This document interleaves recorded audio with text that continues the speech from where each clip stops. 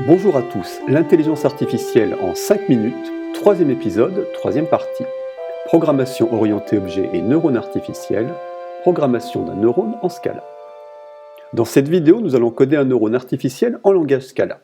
Un neurone artificiel, on dit aussi un neurone formel, est un modèle mathématique d'un neurone biologique. Sur cette figure, nous avons représenté un neurone formel avec trois entrées. En bleu, les entrées E1, E2, E3. En vert, les poids synaptiques W1, W2, W3. En rose, le calcul de la somme pondérée des entrées moyennant les poids synaptiques. Et en Z, le signal sortant du neurone en fonction d'un certain seuil. Si Y dépasse le seuil, un signal 1 est émis. Si Y est inférieur au seuil, un signal 0 est émis.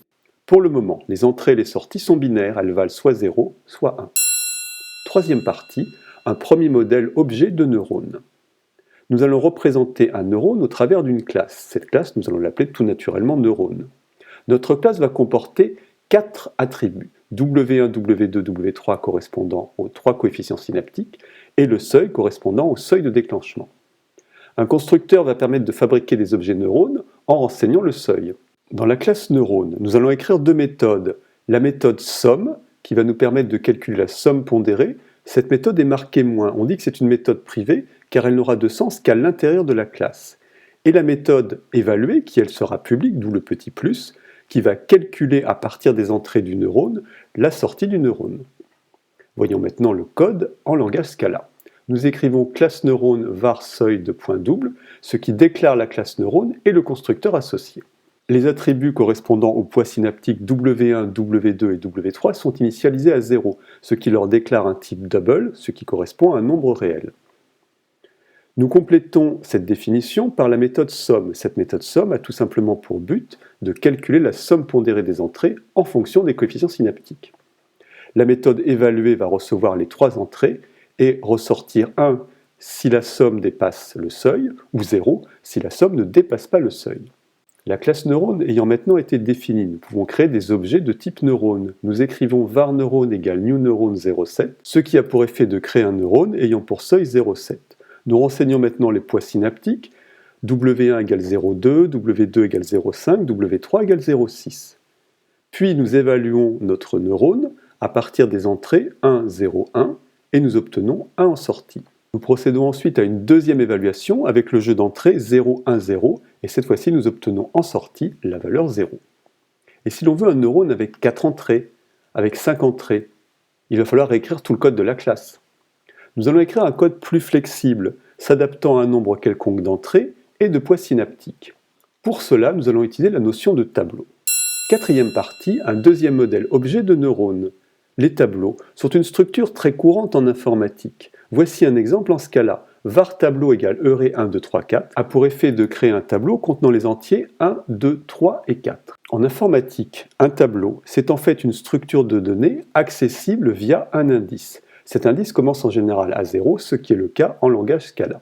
Pour parcourir le tableau et afficher par exemple le contenu de ce tableau à l'écran, nous utilisons une boucle que l'on appelle une boucle de type for. On accède à l'IM élément d'un tableau en écrivant tout simplement tableau entre parenthèses i. Nous sommes maintenant en mesure de redéfinir notre classe neurone pour une nouvelle version. Un attribut poids va être de type tableau et va contenir les différents poids synaptiques, quel que soit le nombre de poids. Le seuil reste le même que dans la version précédente. Le constructeur également. Par contre, les méthodes évaluer et somme vont maintenant prendre en paramètre entrée qui sera également de type tableau. Par rapport à la version précédente, nous écrivons var poids égale new array double 3, ce qui crée un attribut poids de type tableau que nous avons initialisé ici, mais nous allons en changer la valeur par la suite. La méthode somme est redéfinie de manière à prendre en paramètre un tableau et dispose maintenant d'une boucle de manière à calculer, quel que soit le nombre d'éléments du tableau, la somme pondérée des entrées via les poids synaptiques. La méthode évaluer est également modifiée de manière à prendre en entrée un tableau. Comme tout à l'heure, nous pouvons maintenant créer une instance de la classe neurone, c'est-à-dire un nouvel objet neurone avec un seuil égal à 0,7. Nous renseignons les poids en écrivant neurone.poids égale Euré 0,2, 0,5, 0,6, correspondant aux 3 poids synaptiques. Nous évaluons le neurone avec comme entrée 1, 0, 1 et nous obtenons en sortie 1. Puis nous évaluons le neurone avec comme entrée 0, 1, 0 et nous obtenons en sortie 0. Dans le modèle initial de McCulloch et Pitts, il n'y avait pas de poids synaptique, mais seulement des entrées activatrices qui pouvaient valoir 0 ou 1, ou alors des entrées inhibitrices qui, là encore, pouvaient valoir 0 ou 1. Un neurone, c'est bien, mais en effet, il faut plusieurs neurones pour que cela devienne vraiment intéressant. Il faut en fait un réseau de neurones formels. Mais comment relier les neurones entre eux? C'est une question essentielle. Il existe différents types d'architecture, on parle de topologie de réseau. On peut choisir une architecture dans laquelle l'information ne revient pas. Elle part de la couche d'entrée et se propage vers la couche de sortie. A contrario, on peut définir des réseaux récurrents où l'information peut revenir sur un réseau de la couche d'entrée. On peut également faire varier le nombre de couches. Ici, il y a 3 couches, 2 couches, 4 couches. Et comment on fait varier les poids? Là encore, c'est une question tout à fait fondamentale. C'est la question de l'apprentissage, un concept central en intelligence artificielle. Nous allons rencontrer le premier réseau apprenant dans le prochain épisode. 4e épisode de l'intelligence artificielle en 5 minutes, le perceptron, premier réseau apprenant. Pour terminer, voici quelques repères bibliographiques. Réseau de neurones biologiques et artificiels vers l'émergence de systèmes artificiels conscients, Martial Mermillot, publié en 2016. Réseau de neurones, une introduction accompagnée d'un modèle Java de Jean-Philippe Renard, publié en 2006. Les réseaux de neurones, présentation et application, publié en 2007. L'intelligence artificielle pour les développeurs, concept et implémentation en Java, de Virginie Mativet, publié en décembre 2015. Jean-Claude Dain, comprendre le deep learning, publié en 2016. Retrouvez la chaîne sur Facebook, sur Instagram et sur Twitter. Merci et à bientôt.